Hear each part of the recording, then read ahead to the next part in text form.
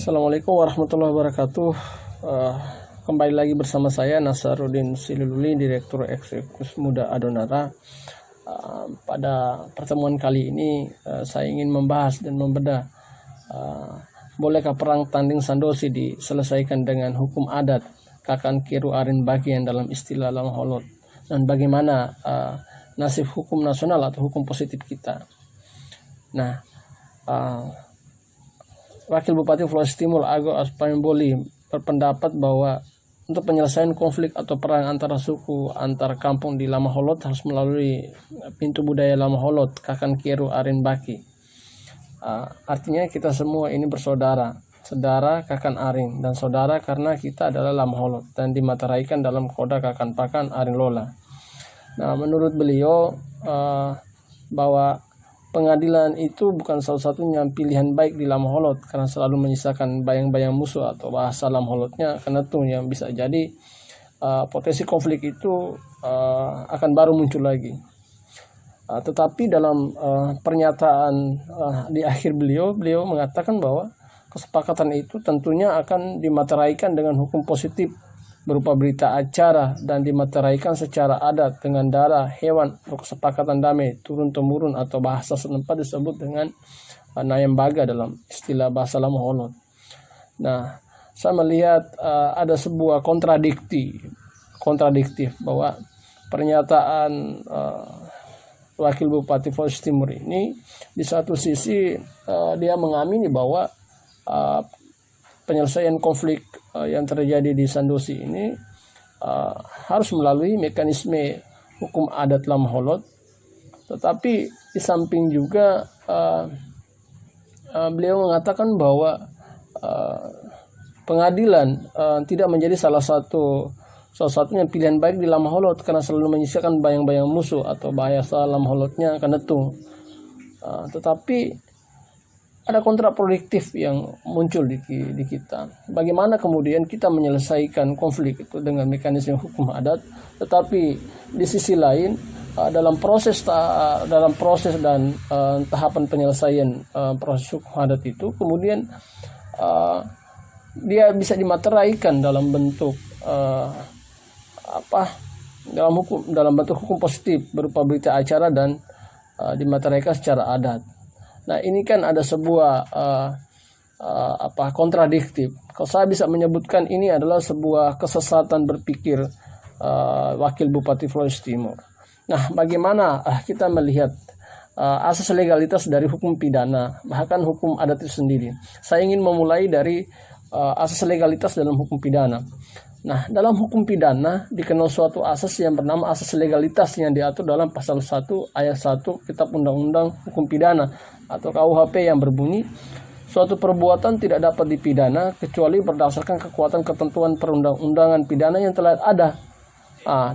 Dalam asas legalitas, kebebasan hakim menafsirkan hukum dan kaidah jurisprudensi dijelaskan bahwa asas legalitas itu berlaku dalam ranah hukum pidana dan terkenal dengan adagium legendaris von Fork yang berbunyi nulum delictum nullum poena sine praevi loge poenali.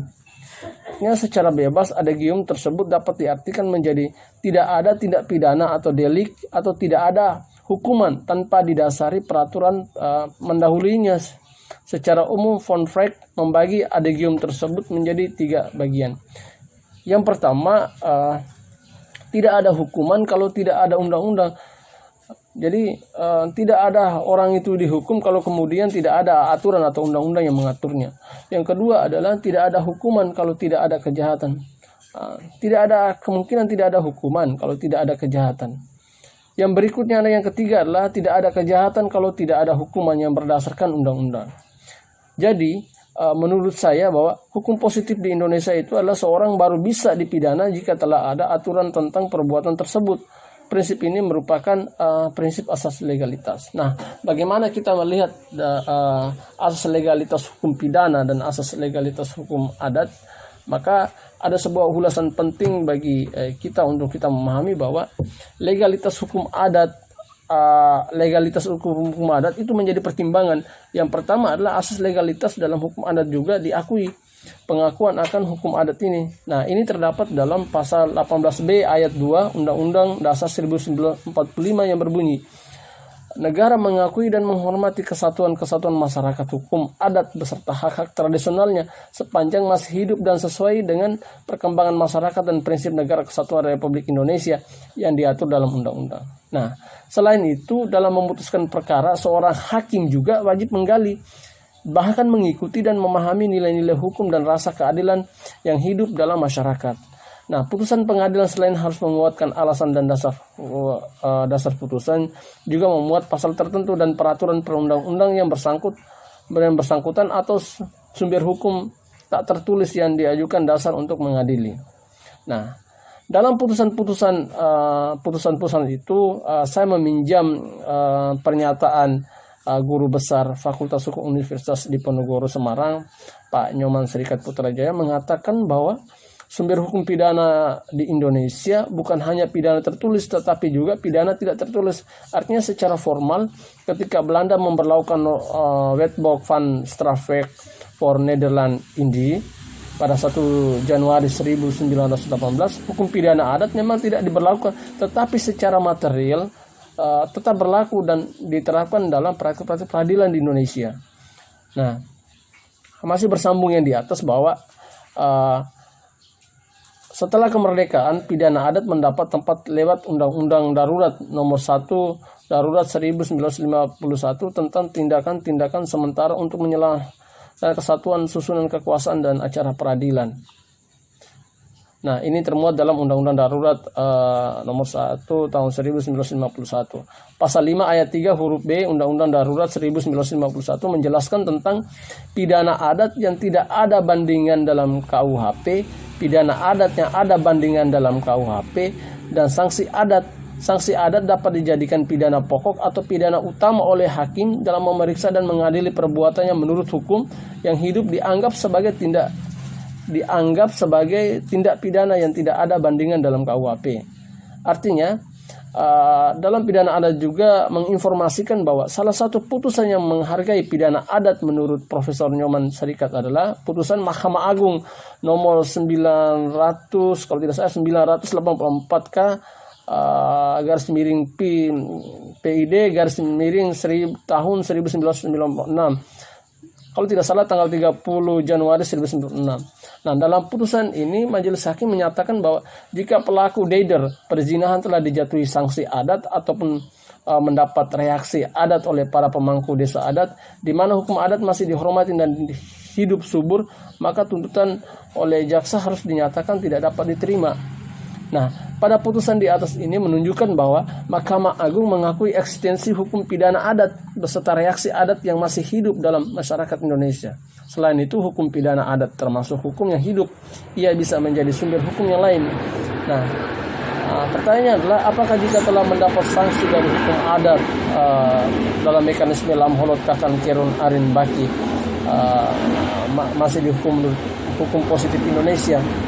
Ya, jika salah satu suku lama Tokan atau Kawailaga yang bersalah, nah bagaimana mekanisme penyelesaiannya? Nah, masih bisa kita berdebatkan sesuai dengan ulasan di atas bahwa